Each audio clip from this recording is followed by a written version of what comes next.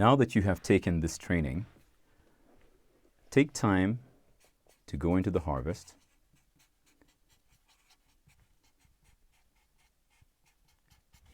And the pattern that we see in the Bible is 2 by 2.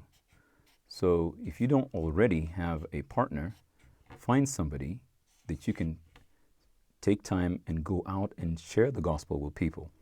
If you remember, we said you're going to share two things. You're going to share your testimony, and you're going to share the gospel using the two kingdoms. And spend about an hour or more if you have the time. And once you're done, you're going to come back in and do a report back time.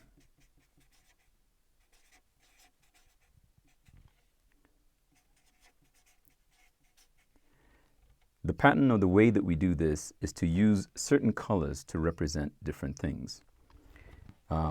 Before we go into the colors, you're going to have a column that tells you the total amount of people that you had a contact with.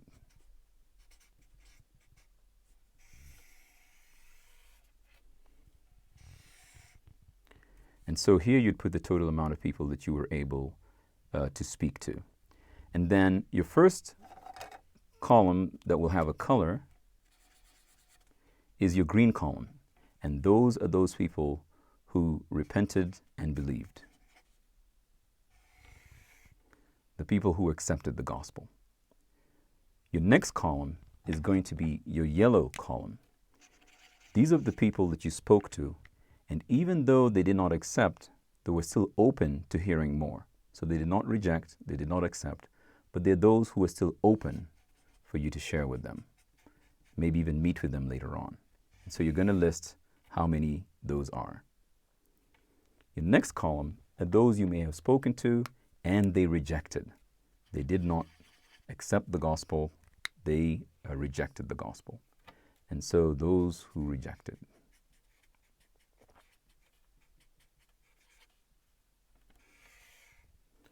And in the last column, you're going to have those who are already believers.